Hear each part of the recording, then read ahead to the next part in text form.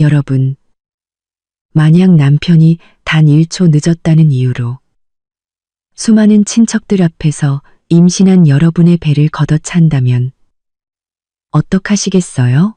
믿기지 않으시죠? 하지만 이건 불과 며칠 전 대한민국 서울 한복판에서 제게 실제로 일어난 일입니다. 그날 밤 청담 팰리스의 룸 안에서 저는 상상도 못했습니다. 제가 단 몇 초 늦었다는 이유만으로 밖에서는 그 누구보다 다정한 남편인 척 연기하던 그 남자가 그렇게 많은 친척과 지인들 앞에서 저를 죽일 듯이 팰 줄은요. 저는 임신 3개월이었고 손에는 그가 차에 두고 내린 계약 서류까지 들고 있었습니다. 룸에 발을 들여놓는 순간 그의 발이 그대로 제게 날아들었습니다. 한 대 한 대 정확히 제 허리와 배를 노렸죠. 입으로는 차마 입에 담지 못할 욕설을 퍼부으면서요. 제 뱃속의 애새끼랑 같이 당장 꺼지라고 소리치면서 말이죠. 그 순간 저는 울지도 소리치지도 않았습니다. 그가 무서워서가 아니었어요. 이미 3일 전에 프랑스 파리행 비행기 표를 예매해뒀기 때문입니다. 저보고 꺼지라고요? 네, 아주 멀리 꺼져드리겠습니다. 그리고 당신에게 모든 것을 잃는다는 것, 이 뭔지 똑똑히 보여줄게요. 안녕하세요. 여러분의 이야기꾼입니다. 오늘 한 여성의 가슴 아픈 그러나 통쾌한 복수극 속으로 여러분을 초대합니다. 이 이야기에 공감하신다면 채널 고정해주세요. 그날은 박민준 씨의 사촌형 약혼식이었어요. 저희는 미리 그날 저녁 식사 비용은 저희가 내기로 약속했었죠. 민준 씨는 오후에 회의가 있다며 저보고 먼저 식당에 가 있으라고 했습니다. 차에 있는 계약서도 미리 좀 꺼내놓으라고요. 이따 사촌 형이랑 사업 얘기를 좀 해야 한다면서요. 저는 다 가족인데 분위기를 망치면 안 되겠다는 생각에 약속 시간보다 30분 먼저 청담 팰리스에 도착해서 민준 씨를 기다렸습니다. 그런데 민준 씨가 갑자기 클라이언트에게 발목이 잡혀 20분이나 늦게 도착한 겁니다. 그는 룸에 들어서자마자 친척들에게 멋쩍게 웃으며 늦어서 죄송하다고 사과하고는 제게 눈짓을 보냈습니다. 어서 가서 계산하라는 뜻이었죠. 저는 마침 화장실에서 화장을 고치고 나온 참이라 그의 말을 듣고 서둘러 가방을 챙겨 계산대로 향했습니다. 그런데 룸문을 나서자마자 그가 조수석에 뒀다는 계약서가 생각났습니다. 다시 주차장으로 뛰어가 차 문을 열고 계약서를 챙겼죠. 이렇게 왔다 갔다 하는데 1분도 채 걸리지 않았습니다. 제가 계약서와 카드를 들고 룸으로 뛰어 들어갔을 때 민준 씨는 룸 한가운데 서 있었습니다.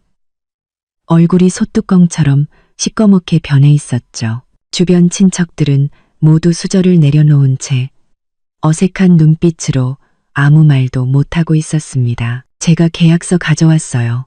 지금 바로 계산하고 올게요. 라고 말하려던 순간 민준 씨가 갑자기 폭발했습니다. 룸 전체가 울릴 정도로 큰 목소리로요. 이서연, 너 어디서 죽었다. 이제 왔어. 계산하는데 늦고 지랄이야. 저는 그의 호통의 순간 멍해졌지만 곧 정신을 차리고 설명했습니다. 차에 두고 내린 계약서 가지러 다녀왔어요. 이따 필요할까봐 정말 잠깐이었어요. 잠깐? 민준 씨는 몇 걸음에 제 앞으로 다가와 눈을 부릅뜨고는 제 어깨를 거칠게 밀쳤습니다. 저는 중심을 잃고 뒤로 누워 걸음 물러나다 옆에 있던 의자에 허리를 세게 부딪혔습니다. 너무 아파서 숨을 헙하고 들이마셨죠. 저는 반사적으로 배를 감싸 안으며 작은 목소리로 말했습니다. 나 임신했잖아. 이러지 마. 하지만 이 말은 불난 집에 기름을 붓는 격이었습니다. 그는 제 말을 듣자마자 제 허리와 배를 향해 발길질을 했습니다. 첫 번째 발길질에 저는 그대로 바닥에 주저앉았고 손에 들고 있던 계약서와 카드가 사방으로 흩어졌습니다.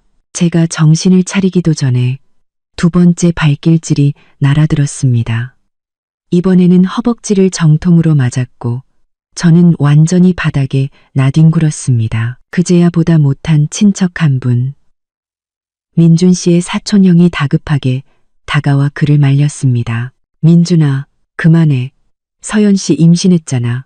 하지만 민준 씨는 듣지 않았습니다. 사촌형을 밀쳐내고는 저를 향해 세 번째 발길질을 하며 칼날 같은 말을 뱉었습니다. 임신? 내 뱃속에 있는 게 내 새끼인지 누구 새끼인지 어떻게 알아? 계산 하나 제대로 못하는 주제에 그 애 새끼 데리고 당장 꺼져. 이 돈은 내가 내. 다신 내 눈앞에 나타나지 마. 저는 바닥에 쓰러진 채 온몸의 고통을 느꼈습니다. 특히 배가 딱딱하게 뭉치는 느낌이 들었죠. 하지만 울지도 그와 싸우지도 않았습니다. 이미 보름 전 그의 핸드폰에서 최윤아라는 여자와 나눈 카카오톡 대화를 봤기 때문입니다. 그 여자에게 500만 원이 넘는 명품 가방을 사준 내역까지 확인했죠. 그때 이미 이 남자는 끝났다고 생각했습니다. 그래서 저는 몰래 변호사를 선임하고 집안의 재산을 확인하고 프랑스행 비행기 표까지 예매해둔 상태였습니다. 그저 그와 모든 관계를 끝낼 적절한 타이밍만 기다리고 있었죠. 이제 보니 바로 지금이 그 순간이었습니다. 저는 천천히 몸을 일으켜 바닥에 흩어진 카드와 계약서를 주웠습니다. 옷의 먼지를 털어내자 주변 친척들의 시선이 느껴졌습니다. 동정하는 눈빛, 구경하는 눈빛, 그리고 수군거리는 소리들. 저는 그들의 시선을 무시하고 민준 씨를 똑바로 쳐다보며 아주 평온한 목소리로 말했습니다. 그래, 꺼져줄게. 민준 씨는 제가 울고불고 매달리거나 한바탕 난리를 칠 거라고 예상했나 봅니다. 제 차분한 모습에 오히려 당황한 듯 잠시 멈칫하더니 이내 다시 거만한 표정을 지으며 말했습니다. 그래, 꺼져. 나중에 다시 와서 빌 생각하지 마. 저는 더 이상 한마디도 하지 않고 룸 밖으로 걸어나갔습니다. 문을 나설 때 뒤에서 시어머니 김영자 씨가 비아냥거리는 소리가 들렸습니다. 어휴, 정말 생각 없는 애를 며느리로 들여서 비아냥거리는 소리가 들렸습니다. 어휴, 어른들 다 계신데 우리 민준이 체면을 저렇게 깎아? 잘 갔네, 잘 갔어. 저는 걸음을 멈추지 않았습니다. 마음속으로는 단 하나의 생각뿐이었죠. 내일 아침이 되면 누가 정말 울어야 할 사람인지 알게 될 거예요. 청담 팰리스 문을 나서자 차가운 밤바람이 불어왔습니다. 그제야 다리의 통증이 선명하게 느껴졌습니다. 저는 핸드폰을 꺼내 비행기표를 확인했습니다. 밤 11시 비행기. 아직 3시간이 남아 있었죠. 저는 근처 약국에서 유산방지제를 사고 마트에서 비행기에서 먹을 간식을 좀 샀습니다. 그리고 택시를 타고 민준 씨와 함께 살던 아파트로 돌아갔습니다. 집에 들어서자마자 불도 켜지 않고 침실로 들어갔습니다. 옷장 맨 아래 서랍을 열자 미리 싸둔 캐리어가 나왔습니다. 갈아입을 옷 몇 벌, 여권과 신분증, 그리고 엄마가 주신 제 명의의 통장. 결혼 전에 제가 모아둔 돈이라 민준 씨는 모르는 돈이었습니다. 앞으로 프랑스에서 살아갈 제 생활비였죠. 저는 캐리어를 꺼내 현관에 두고 서재로 갔습니다. 민준 씨와 최윤아의 카톡 대화 캡처와 명품 가방 영수증 사진을 모두 제 가방에 챙겨 넣었습니다. 이 모든 것이 나중에 이혼 소송에서 그를 빈털터리로 만들 증거가 될 겁니다. 모든 준비를 마치고 벽시계를 보니 9시 반이었습니다. 민준 씨는 아직 청담 팰리스에서 친척들과 시간을 보내고 있겠죠. 당분간은 돌아오지 않을 겁니다. 저는 캐리어를 들고 조용히 문을 닫았습니다. 2년 동안 살았지만 단 한 번도 따뜻함을 느끼지 못했던 이 집을 떠났습니다. 아파트 입구에서 택시를 잡아타고 인천공항으로 가달라고 말했습니다. 차가 출발하는 순간 저는 핸드폰을 꺼내 박민준의 번호를 차단했습니다. 이제부터 그는 2번 다시 저에게 연락할 수 없을 겁니다. 택시는 도로 위를 부드럽게 달렸고 창밖에 가로등 불빛이 별처럼 스쳐 지나갔습니다. 저는 좌석에 기대 앉아 가방을 더듬었습니다. 그로수는 도로 위를 부드럽게, 안에는 여권과 신분증 외에도 오후에 급하게 챙겨 넣었던 서류들이 들어있었죠. 아까 식당에서 민준 씨에게 맞았을 때 가방이 바닥에 떨어져 내용물이 엉망이 되었을 겁니다. 가방을 무릎 위에 올려놓고 지퍼를 열어 정리하기 시작했습니다. 물티슈 몇 장, 방금 산 유산방지제, 그리고 변호사와 상담하며 준비한 이혼합의서, 초안과 재산 목록 서류들을 가지런히 정리하는데 손끝에 딱딱한 것이 만져졌습니다. 꺼내보니 이름 없는 흰 봉투였습니다. 제 것이 아니었죠. 곰곰이 생각해보니 어제 서재를 정리할 때 민준 씨가 책장 맨 위 틈새에 숨겨두었던 것이었습니다. 당시에는 그냥 사업 관련 서류이겠거니 하고 무심코 제 가방에 넣어뒀던 겁니다. 호기심에 봉투를 열어보았습니다. 그리고 뽑고 판고 펑쿠고 판 당시에 한곳 뽑 가서 안에는 계약서가 아닌 여러 장의 사진과 쇼핑, 영수증 2장이 들어있었습니다. 택시 안의 조명을 빌려 사진을 본 순간 온몸의 피가 차갑게 식었습니다. 사진 속에는 민준 씨와 빨간 원피스를 입은 여자가 있었습니다. 차갑게 식었습니다. 2 사람은 호텔 침대 위에서 서로를 껴안고 있었고 그 모습이 눈을 찔렀습니다. 그 여자는 저도 아는 사람이었습니다. 최유나, 민준 씨 회사의 새로운 인턴이었죠.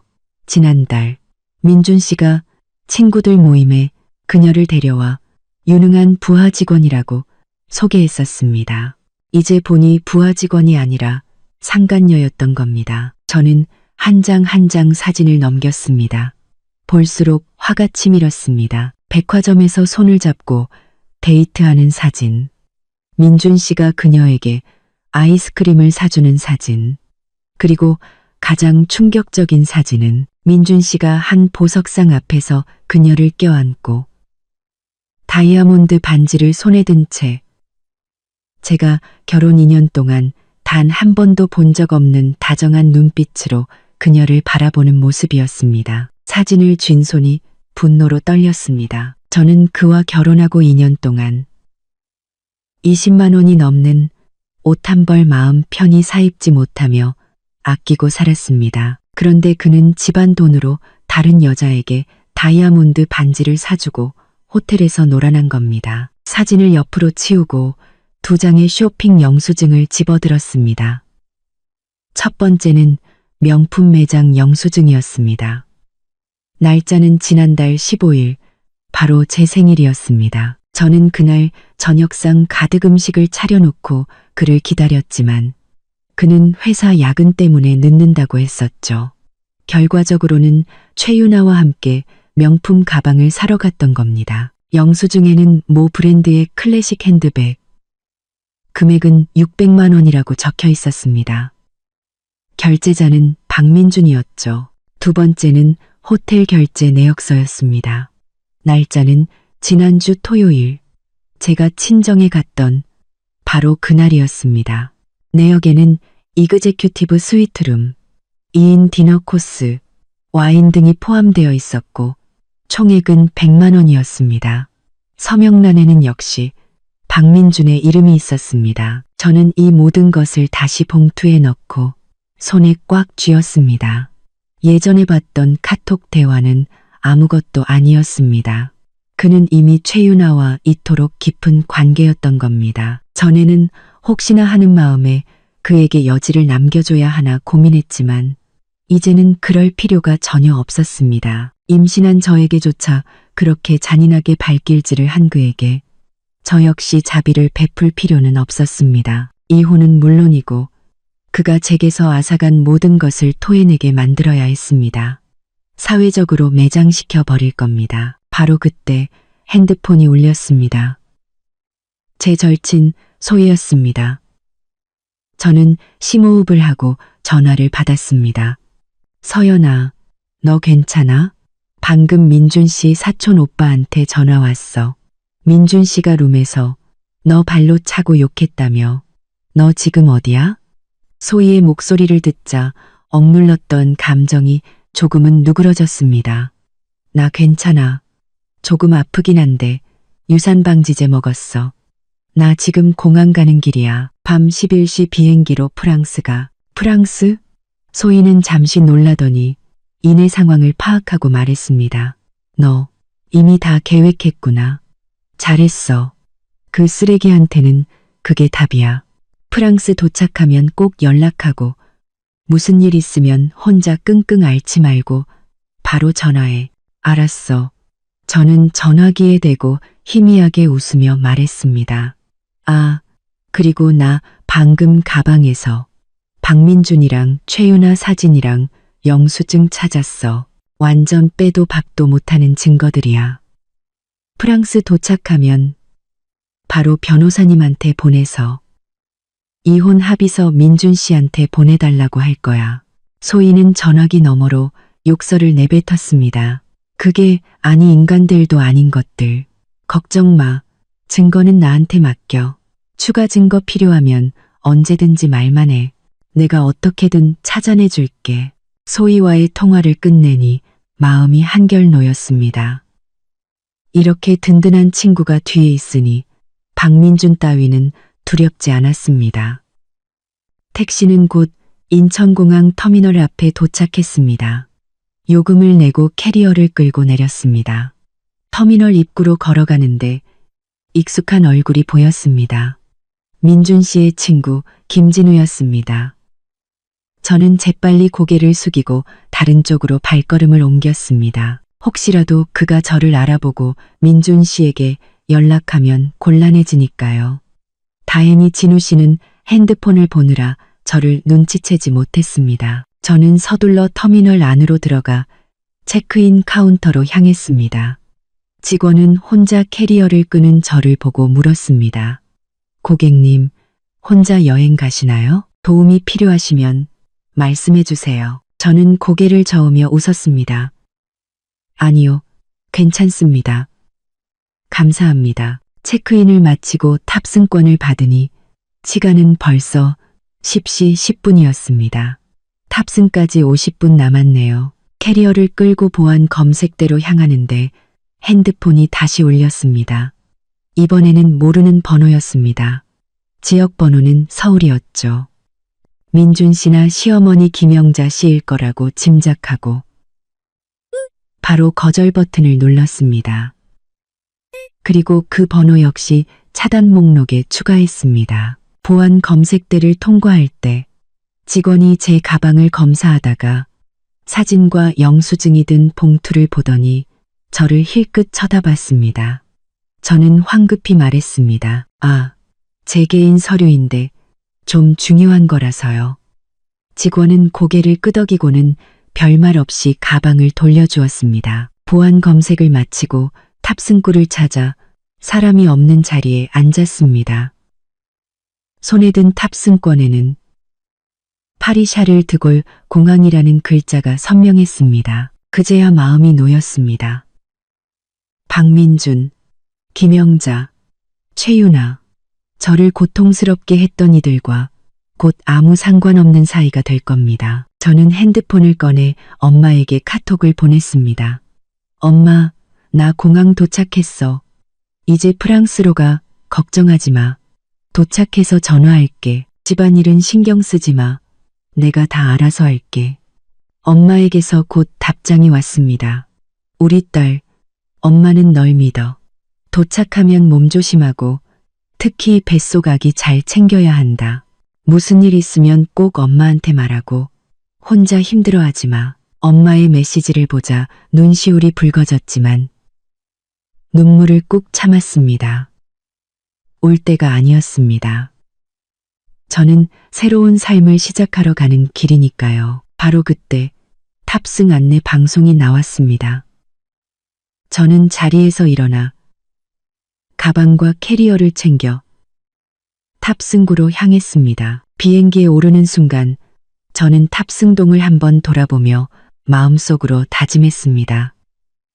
박민준, 기다려. 내일 아침 내 악몽이 시작될 테니까. 현관에 캐리어를 막 내려놓고 신발도 갈아 신기 전이었습니다. 밖에서 쾅, 쾅, 쾅 문을 부술듯이 두드리는 소리가 들렸습니다. 저는 미간을 찌푸렸습니다. 이 시간에 찾아올 사람은 시어머니 김영자 씨밖에 없었죠. 저는 서두르지 않고 가방에 있던 영수증들을 더 깊숙이 밀어 넣었습니다. 아직 상간녀 문제를 터뜨릴 때는 아니었으니까요. 일을 그르칠 수 있었습니다. 막 정리를 끝내자 문 두드리는 소리는 더 거세졌습니다. 이서연, 문 열어. 안에 있는 거 다 알아. 당장 문 열지 못해. 김영자 씨의 쩌렁쩌렁한 목소리가 문을 뚫고 들어왔습니다. 저는 심호흡을 하고 문을 열었습니다. 문이 겨우 한 뼘 열리자마자 김영자 씨가 비집고 들어왔습니다. 손에는 장바구니가 들려있는 걸 보니 시장에 다녀오는 길인 듯했습니다. 아마 민준 씨가 전화를 걸어 일러 바쳤겠죠. 장 본 것도 집에 둘 시간 없이 저를 족치러 달려온 겁니다. 김영자 씨는 들어오자마자 장바구니를 바닥에 내동댕이 쳤습니다. 배추와 무가 바닥을 굴렀죠. 그녀는 제 코앞에 손가락질하며 소리쳤습니다. 이서연, 너 아주 대단하다. 내 시아주번이 될 사람 약혼식인데 그 중요한 자리에서 계산 하나 제때 못해서 질질 끌어? 우리 민준이 얼굴에 똥칠을 해? 내 눈에는 남편도 이 시어미도 없는 거냐. 저는 바닥에 널브러진 채소들을 쳐다보며 허리를 숙이지 않았습니다. 그저 그녀를 차갑게 쏘아보며 말했습니다. 저 늦지 않았어요. 고작 몇 초였어요. 그리고 그 사람은 그 많은 사람들 앞에서 임신한 제 배를 3번이나 걷어찼어요. 어머님은 그 사람이 저를 아내로 생각하긴 했다고 보세요. 널 차서 어쨌다고. 김영자 씨는 목에 핏대를 세우며 막무가내로 나왔습니다. 네가 먼저 우리 아들 속을 긁었겠지. 우리 민준이가 어떤 애인데 성질 한번 안 내는 애야. 네가 꿈을 대지 않았으면 애가 손을 댔겠어. 그리고 임신한 게 뭐 대수라고 그렇게 유난이야. 내가 민준이 가졌을 땐 바칠도 했어. 몇 대 좀 맞았다고 큰일 나. 그 말에 저는 완전히 폭발했습니다. 한 걸음 앞으로 다가가 그녀의 눈을 똑바로 쳐다보며 목소리를 높였습니다. 임신한 게 대수라고요? 어머님 아들 손자가 뱃속에 있는데 그 생명이 우스우세요? 그 사람이 제 배를 찰 때 자기 핏줄이라는 생각은 조금도 안 했나 보죠? 그리고 제가 속을 긁었다고요? 그 사람이 왜 그렇게 계산을 서둘렀는지 아세요?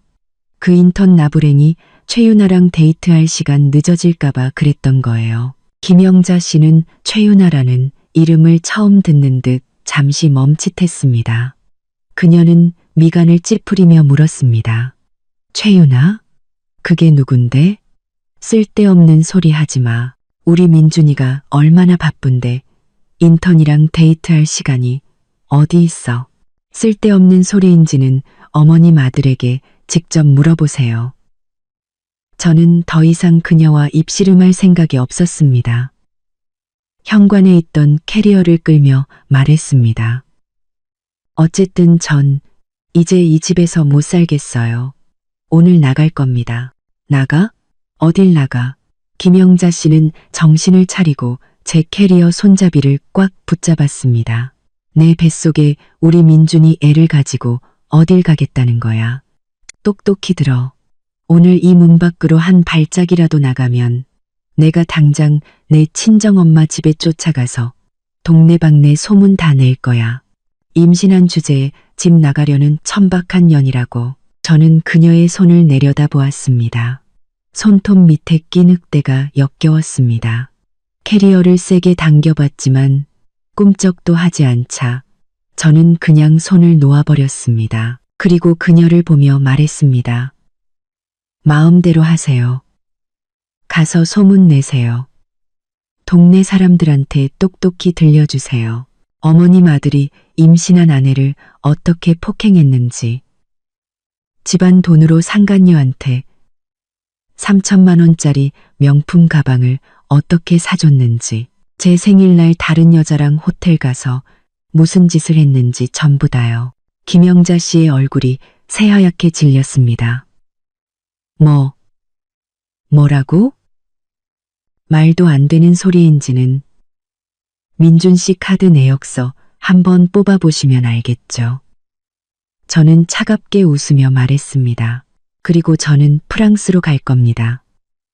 비행기표는 3일 전에 이미 끊어놨어요. 충동적인 결정이 아니란 말입니다. 처음부터 이혼할 생각이었어요. 그러니까 상황 파악되시면 저 막지 마세요. 안 그러면 망신은 박 씨 집안이 당하게 될 테니까요. 프랑스? 김영자 씨의 눈이 동그래졌습니다. 그녀는 캐리어 손잡이를 더 꽉 쥐었습니다. 네가 감히 해외로 도망가? 너 우리 집 돈 들고 튀려는 거지? 내가 분명히 말하는데 이 집 돈은 다 우리 민준이가 번 거야. 너 10원 한 장도 못 가져가. 집안 돈이요? 기가 막혀서 헛웃음이 나왔습니다. 어머님, 집에 돈이 얼마나 있는지는 아세요? 민준 씨가 매달 최유나한테 얼마를 쓰는지도 아시고요. 제가 가져가는 건 결혼 전에 제가 모은 돈이랑 저희 엄마가 해주신 예물뿐이에요. 박 씨 집안과는 단일도 상관없다고요. 말을 마친 저는 김영자 씨의 손을 떼어내려 했습니다. 하지만 그녀는 죽어도 놓지 않겠다며 저를 밀쳤습니다. 못 가, 내가 죽기 전에는 절대 못 보내. 그녀에게 밀려 뒤로 물러나다 신발장에 허리를 부딪혔습니다. 아픔의 숨을 헛들이 마셨죠. 배를 내려다보니 다행히 별다른 이상은 없었습니다. 신발장에 비록 꺼내 그녀에게 밀려 뒤로 물러나다 신발장의 허리 저는 이를 악물고 그녀의 팔을 팔꿈치로 툭 쳤습니다. 힘을 주진 않았고 그저 손을 놓게 하려는 의도였습니다. 아야. 김영자 씨는 비명을 지르며 손을 놓았습니다. 그녀는 팔을 감싸 쥐고 저를 향해 소리쳤습니다. 네가 감히 시어미를 쳐. 이 미친년이. 오늘 내가 너 버릇을 단단히 고쳐주마. 그녀는 제 머리채를 잡으려고 달려들었습니다. 저는 이미 예상하고 옆으로 피했고 그녀는 허공에 손을 휘젓다 바닥에 넘어질 뻔했습니다. 저는 그 틈을 타 캐리어를 끌고 문 밖으로 뛰쳐나갔습니다. 거기 안 서. 김영자 씨가 뒤에서 소리치며 쫓아오려 했지만 저는 이미 문을 잠가버렸습니다. 문 너머로 그녀가 울고불고 소리치는 소리가 들렸습니다. 이서연, 이 배은망덕한 것, 우리 박 씨 집안이 너한테 얼마나 잘해줬는데 도망을 쳐. 너 천벌 받을 거야. 민준아, 빨리 와봐. 내 마누라 도망간다. 저는 그녀의 저주를 무시하고 서둘러 엘리베이터로 향했습니다. 엘리베이터 안에는 저 혼자였습니다. 문에 비친 제 모습을 보며 심호흡을 했습니다. 방금 김영자 씨와 싸울 때 저는 조금도 두렵지 않았습니다. 오히려 마음속의 돌덩이가 반쯤은 내려간 기분이었습니다. 아파트 단지를 나와 택시를 잡고 공항으로 가달라고 말했습니다. 차가 출발한 뒤 저는 아파트 건물을 돌아보았습니다. 민준 씨는 이제 곧 술자리가 끝나겠죠. 텅 빈 집에 돌아와 김영자 씨의 울음 섞인 하소연을 들으면 과연 어떤 표정을 지을까요? 그 상상을 하니 저도 모르게 입꼬리가 올라갔습니다. 이건 시작에 불과했습니다. 그를 더 절망시킬 일들이 이제부터 펼쳐질 테니까요. 택시는 곧 고속도로에 올라 공항으로 향했습니다. 저는 핸드폰을 꺼내 변호사님께 메시지를 보냈습니다.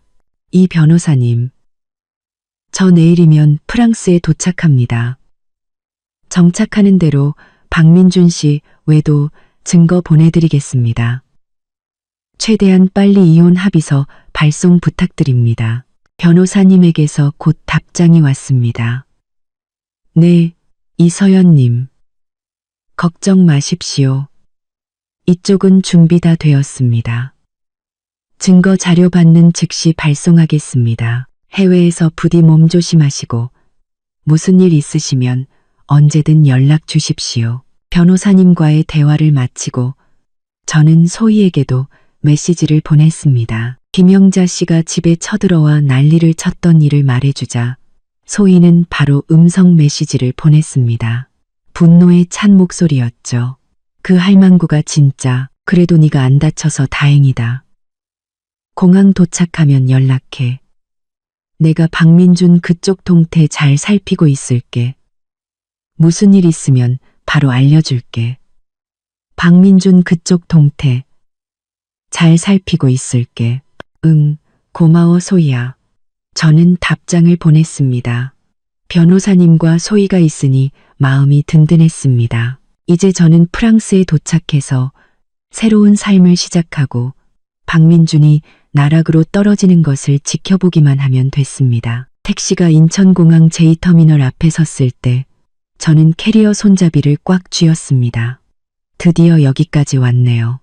차에서 내리자마자 가방 속 핸드폰이 울렸습니다. 소희가 보낸 카톡이었죠. 서연아, 방금 박민준이 나한테 전화해서 미친 듯이 네가 어디 있냐고 물어봤어. 씹었어. 절대 전화 받지 마. 걱정 마라고 짧게 답장을 보내고 핸드폰을 주머니에 넣었습니다. 캐리어를 끌고 터미널 안으로 들어가자마자 제가 탈 프랑스행 비행편에 체크인 안내 방송이 나왔습니다. 저는 망설임 없이 체크인 카운터로 향했습니다. 발걸음이 평소보다 훨씬 가벼웠죠. 줄을 서서 기다리는데 주머니 속 핸드폰이 미친 듯이 울리기 시작했습니다. 허벅지가 저릴 정도였죠. 꺼내보니 액정에 남편이라는 두 글자가 떠 있었습니다. 결혼 첫 해에 설정해 둔 이름이었죠. 그때는 달콤했지만 지금은 그저 가시처럼 저를 찔렀습니다. 저는 망설임 없이 거절 버튼을 눌렀습니다. 2초 뒤 핸드폰은 다시 울렸습니다.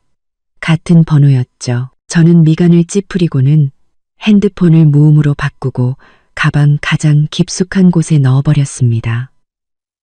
보지 않으면 신경도 쓰이지 않겠죠.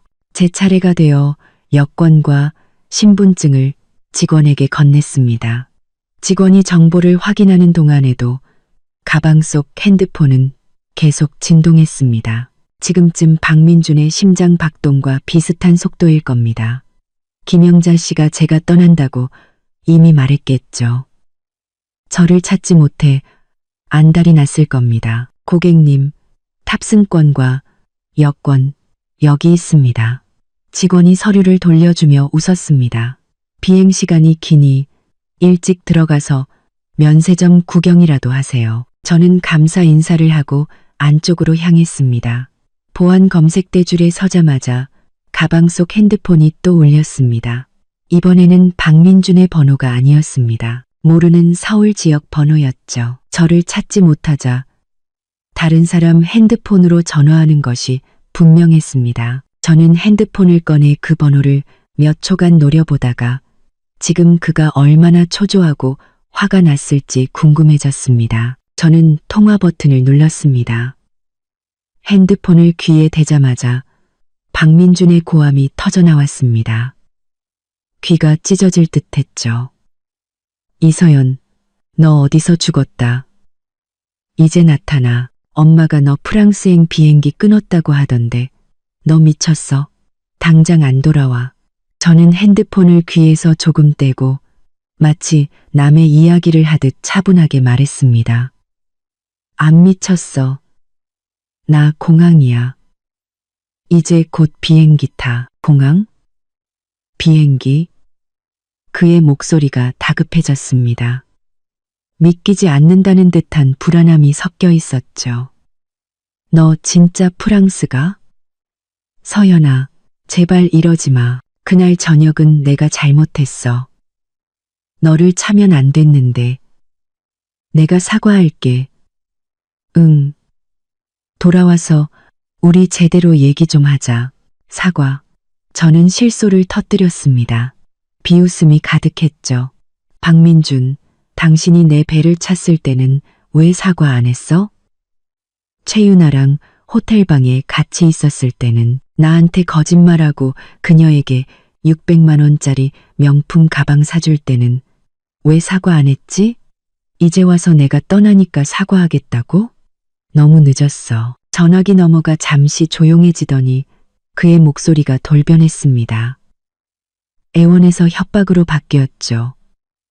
이서연, 내가 좋게 말할 때 들어. 내 뱃속에 내 애가 있어. 감히 떠나기만 해봐. 바로 법원에 소송 걸어서 평생에 못 보게 만들어줄 테니까. 그리고 집안 돈은 다 내가 번 거야. 너 10원 한 장도 못 가져가. 아이는 내가 가졌어. 당신이랑 상관없어. 저는 더 이상 그와 말 섞기가 싫어 차갑게 말했습니다. 집안 돈은 건드리지 않았어. 집안 돈은 건드리지 않았어. 내가 가져가는 건 내 돈이랑 엄마가 주신 돈뿐이야. 그리고 법원? 마음대로 해. 마침 잘 됐네. 당신 가정폭력, 외도 증거 다 제출해서 판사님한테 당신이 어떤 인간인지 똑똑히 보여줄 테니까. 저는 그의 대답을 듣지도 않고 전화를 끊었습니다. 그리고 그 낯선 번호를 차단 목록에 추가했습니다. 박민준, 김영자, 그리고 그의 친구들 번호까지.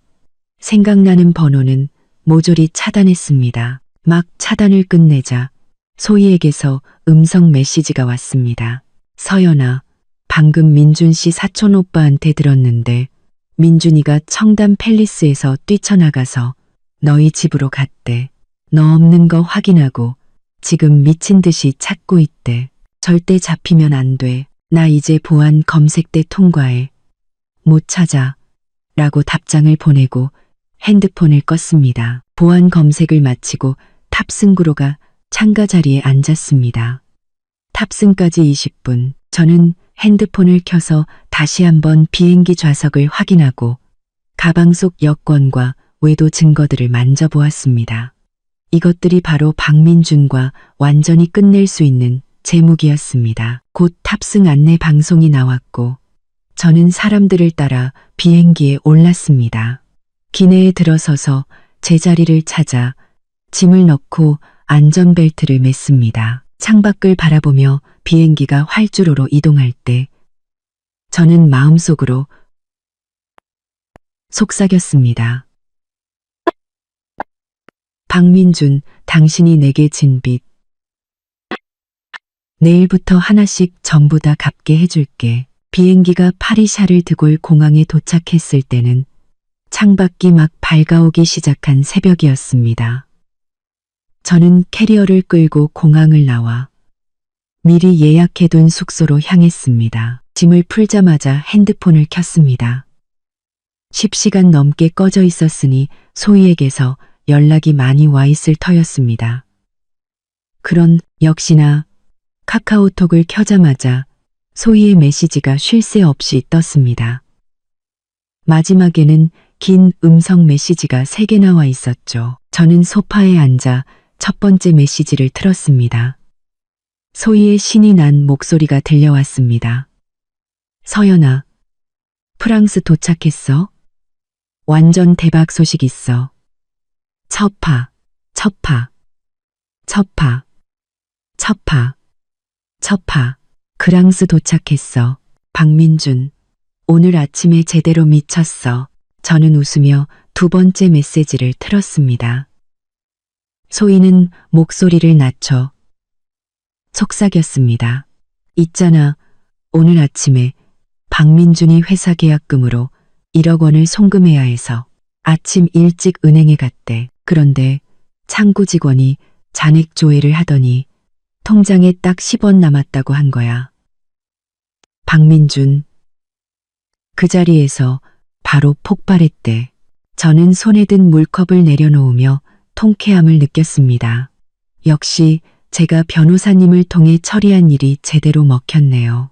결혼 2년 동안 저희 공동명의 계좌에는 꽤 많은 돈이 모여 있었습니다. 절반은 제 결혼 전 저축이었고 절반은 제가 민준 씨의 큰 프로젝트 몇 개를 성공시켜 본 돈이었죠. 변호사님은 민준 씨의 가정폭력과 외도는 명백한 유책 사유이므로 제가 공동재산의 대부분을 가져올 권리가 있고 위자료까지 청구할 수 있다고 했습니다. 그래서 저는 떠나기 전 변호사님을 통해 공동계좌에서 제 몫과 그가 제게 줘야 할 위자료까지 모두 합법적으로 저희 엄마 명의의 계좌로 이체해 두었습니다. 민준 씨는 그 통장의 존재조차 몰랐죠. 세 번째 음성 메시지에서 소희의 목소리는 더욱 흥분되어 있었습니다.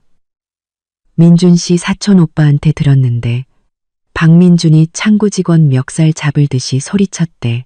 은행에서 자기 돈을 훔쳐갔다고. 당장 고소하겠다고. 난리를 쳤다는 거야. 결국 지점장까지 나왔는데 지점장이 몇 번을 확인하더니 어제 오후에 합법적인 절차에 따라 본인 전자 서명 기록까지 남기고 이체된 거라고 설명했대. 그게 사실 변호사님이 예전에 그가 서명했던 재산 처리 동의서로 처리한 거잖아. 자기는 까맣게 잊고 있었던 거지. 박민준, 이체 기록 보더니 얼굴이 새하얗게 질려서 은행 로비에 한참 서 있다가 미친 사람처럼 뛰쳐나갔대. 아마 돈 구할 사람 찾으러 갔겠지. 음성 메시지를 다 듣고 저는 웃음을 터뜨렸습니다. 그리고 답장을 보냈습니다. 정말 잘 됐다. 죗값 치르는 거야. 돈은 다 자기가 번 거라고 그렇게 잘난 척하더니 이제 돈 없으니까 자기가 아무것도 아니란 걸 알게 되겠지. 소희는 바로 답장을 보냈습니다. 그러게 말이야. 맨날 우리 앞에서 돈 자랑하더니 이제 1억도 없어서 쩔쩔매는 꼴이라니. 이제 친구들한테 어떻게 자랑하고 다닐지 궁금하네. 아, 방금 나한테 전화해서 네가 돈 빼돌린 거 아니냐고 묻더라. 바로 끊어버렸어. 상대하지 마. 지금쯤 뜨거운 냄비 위에 개미처럼 안절부절 못하고 있을 거야. 그쪽 동태, 특히 최윤아랑 시어머니 반응 잘 좀 지켜봐줘. 걱정 마. 나만 믿어. 핸드폰을 내려놓고 창가로 다가가 파리의 아침 거리를 바라보았습니다. 햇살이 나무십 사이로 쏟아져 내렸습니다. 마음속의 돌덩이가 완전히 사라진 기분이었습니다. 박민주는 지금쯤 발을 동동 구르고 있겠죠. 하지만 저는 드디어 새로운 삶을 시작할 수 있게 되었습니다. 저는 캐리어를 여러 옷을 정리하고 외도 증거와 이혼 서류 초안을 책상 위에 올려두었습니다. 그때 변호사님에게서 전화가 왔습니다. 이서연님, 안녕하세요. 어제 재산분할 서류를 은행에 제출했고 오늘 아침 지정하신 계좌로 안전하게 이체 완료된 것 확인했습니다. 이혼 합의서도 오늘 박민준 씨에게 발송될 예정입니다. 3일 내로 도착할 겁니다. 감사합니다. 변호사님, 정말 고생 많으셨어요. 제가 할 일을 했을 뿐입니다. 아, 방금 확인해 보니 박민준 씨가 오늘 아침 은행에서 계좌 동결을 시도하는 등 소란을 피웠다고 합니다. 하지만 저희 절차가 모두 합법적이라 은행에서 거절했습니다. 아마 저에게 곧 연락이 올 겁니다. 신경 쓰지 마시고 제가 다 처리하겠습니다. 네, 알겠습니다.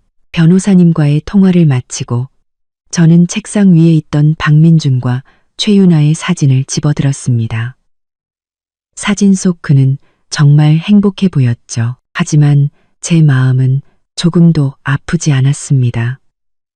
오히려 다행이라는 생각뿐이었습니다. 그의 진짜 모습을 일찍 알게 되어 더 늦기 전에 벗어날 수 있어서요. 저는 사진을 다시 봉투에 넣고 컴퓨터를 켰습니다. 프랑스의 산부인과와 어학원을 검색하기 시작했습니다. 아이를 잘 키우는 것은 물론 프랑스어를 배워서 일도 하고 싶었습니다. 저와 제 아이가 행복하게 살 수 있는 기반을 제 손으로 만들고 싶었습니다. 그때 엄마에게서 전화가 왔습니다. 서연아, 프랑스 도착했니? 지낼 만해. 배는 괜찮고? 응, 엄마. 나 도착했어. 다 괜찮아. 숙소도 편하고 근처에 병원도 있어. 내일 산부인과 예약하러 갈 거야. 걱정하지 마. 그래, 다행이다. 아, 방금 김영자 씨한테서 전화 왔었어. 네가 집안 돈 다 들고 튄 거 아니냐고 소리 지르길래 그냥 끊어버렸다. 상대하지 마, 엄마. 지금 제정신이 아닐 거야. 괜히 말 섞다가 엄마만 스트레스 받아. 알았다. 너는 거기서 몸조리 잘하고 필요한 거 있으면 언제든 말해. 엄마가 보내줄게. 엄마와의 통화를 마치니 마음이 따뜻해졌습니다. 가족과 친구들의 응원이 있으니 저는 하나도 무섭지 않았습니다. 이제 박민주는 돈 문제로 머리가 터지기 직전이겠죠. 김영자 씨에게 돈을 빌리려고 해도 그 구두쇠가 순순히 내줄 리가 없습니다. 최윤아는요, 돈 때문에 그를 만났는데 돈이 없다면 가차없이 돌아설 겁니다. 친구들은? 그들은 모두 술친구일 뿐. 진심으로 그를 도와줄 사람은 아무도 없을 겁니다. 병원에서 산부인과 검진을 받고 돌아오는 길이었습니다. 의사 선생님이 주신 초음파 사진을 책상에 올려놓자마자 소희에게서 영상통화가 걸려왔습니다. 화면 속 소희는 잔뜩 신이 난 표정이었죠. 서연아, 더 대박인 얘기 해줄까? 박민준이 시어머니 김영자 씨한테 돈 빌리러 갔다가 개처럼 욕만 먹고 10원 한 푼도 못 얻었대. 저는 소파에 앉아 물을 한 모금 마시며 웃었습니다. 정말?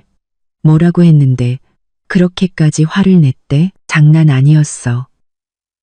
김영자 씨 이웃 아주머니한테 들었는데 오늘 점심때 박민준이 미친 사람처럼 김영자 씨 집에 쳐들어가서 엄마, 제발 돈 좀 빌려주세요. 회사에 1억 보내야 하는데 통장에 돈이 없어요. 라고 빌었대. 저는 소희의 다음 말을 기다렸습니다. 김영자 씨가 처음에는 내 통장에 돈이 왜 없어? 우리 집 저축 있잖아. 라고 했는데 박민준이 우물쭈물하다가 결국 네가 돈 다 옮겼다고 실토한 거야. 그랬더니 김영자 씨가 바로 폭발해서 이 한심한 놈아. 내가 그 여자한테 돈 맡기지 말라고 했지. 이제 와서 돈 달라고? 내가 너 줄 돈이 어디 있어. 라고 소리쳤대. 박민준 엄청 다급했겠네. 다급한 정도가 아니지. 박민준이 엄마.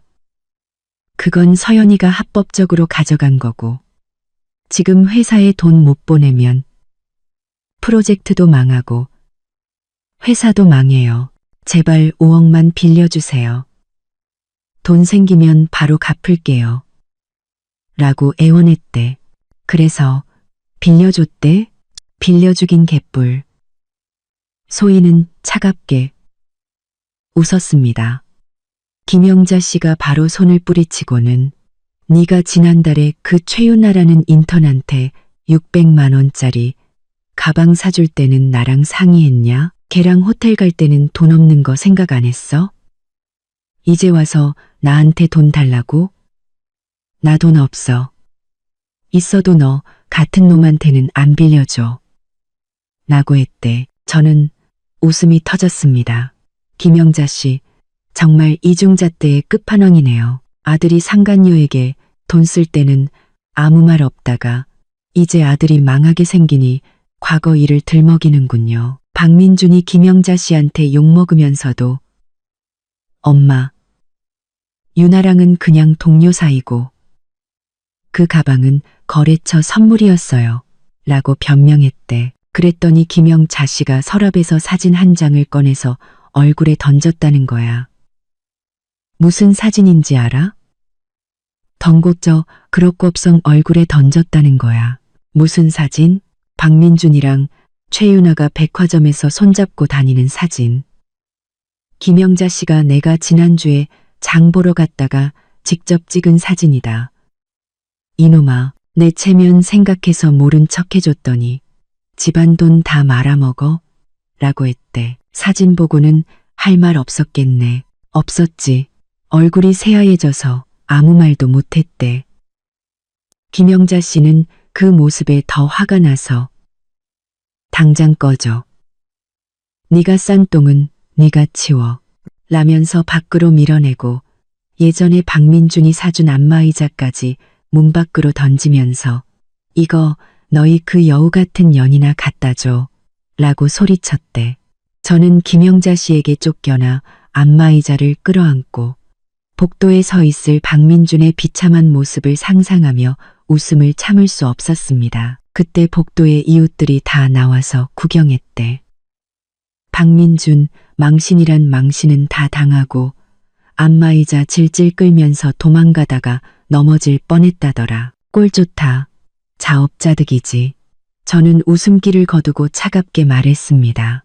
나한테 손찌검하고 최윤아한테 돈 쓸 때는 이런 날이 올 줄 몰랐겠지. 이제 엄마한테도 버림받았으니 꼴이 말이 아니겠네.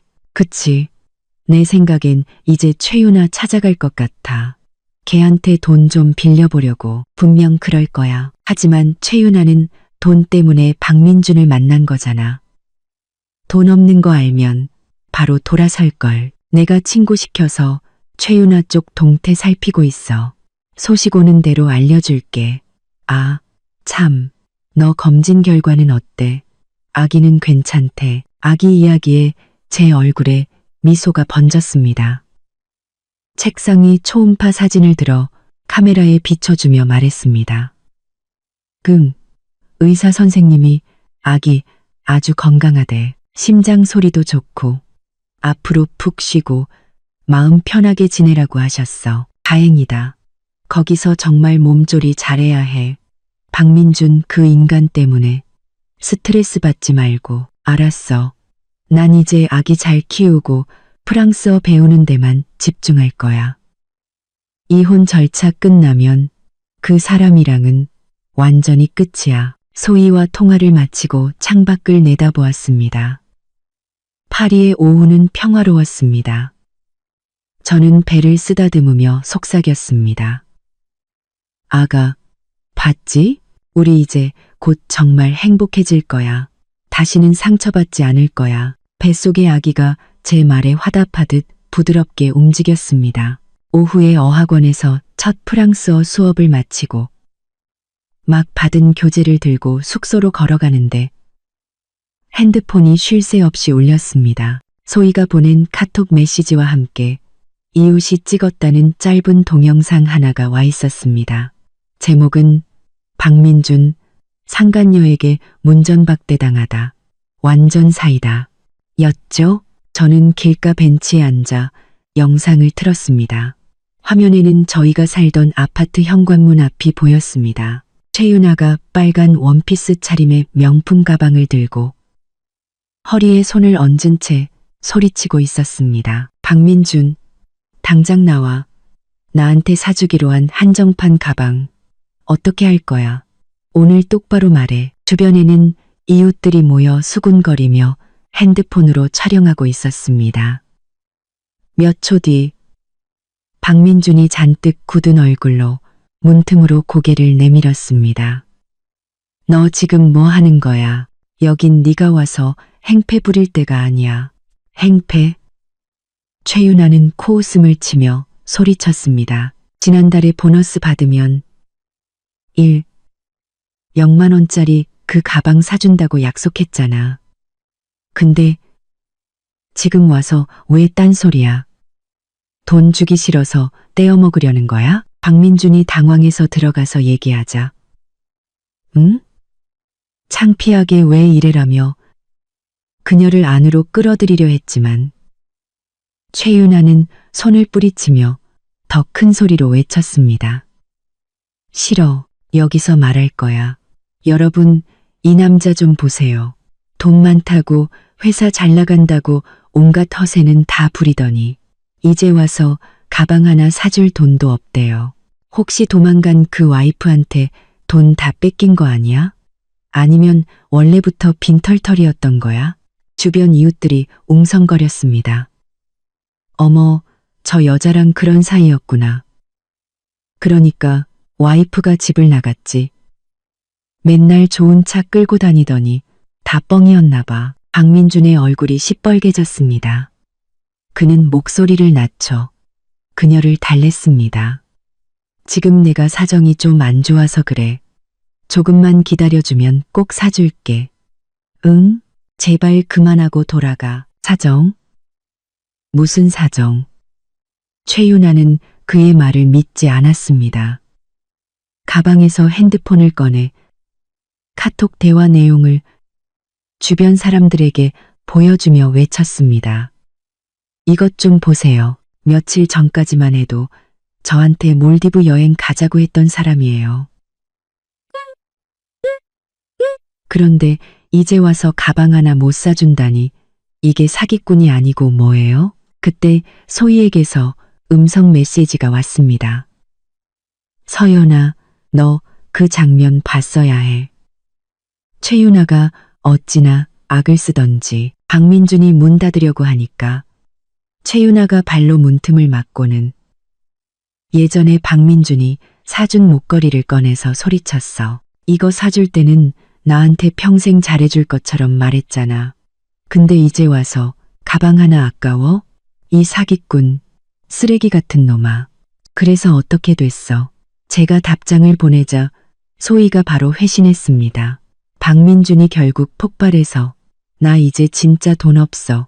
통장에 10원밖에 없다고 더 이상 나 들볶지 마라고 소리쳤대. 그 말 듣자마자 최윤아 얼굴 싹 변하더니 목걸이를 박민준 얼굴에 던지면서 돈 없으면 진작 말했어야지. 시간 아깝게 너 같은 거지한테 내 청춘 낭비할 뻔했네. 라고 욕하고는 평생 다시는 연락하지 마. 라면서 가버렸대. 저는 박민준이 목걸이에 맞는 모습을 상상하며 통쾌함을 느꼈습니다. 그가 최윤아에게 쏟아부었던 돈과 시간이 결국 이렇게 비참한 결말로 돌아온 겁니다. 더 웃긴 건 뭔지 알아? 최윤아가 가고 나서 박민준이 문 닫으려고 했는데 아까 최윤아가 발로 맞고 버티는 바람에 문이 고장나서 안 닫히는 거야. 결국 관리사무소에서 와서 고쳐줬대. 완전 꼴불견이지? 꼴불견이지만 자업자득이지. 저는 핸드폰을 끄고 자리에서 일어났습니다. 숙소로 돌아가는 길. 예전에 박민준이 최윤아는 너랑 다르게 참 착하고 이해심이 많아라고 했던 말이 떠올랐습니다. 결국 그 이해심은 돈 앞에서 산산조각이 나버렸네요. 숙소에 돌아와 엄마와 영상 통화를 하며 오늘 있었던 일을 말씀드렸습니다. 엄마는 인과응보다 그놈이 너한테 했던 짓을 생각하면 상간녀한테 버림받고 엄마한테 욕먹는 건 당연한 벌이야라고 말씀하셨습니다. 응, 엄마.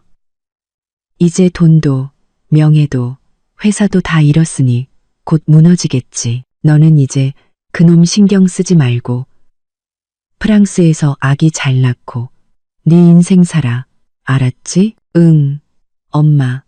걱정하지 마. 통화를 마치고 책상 앞에 앉아 프랑스어 교재를 폈습니다.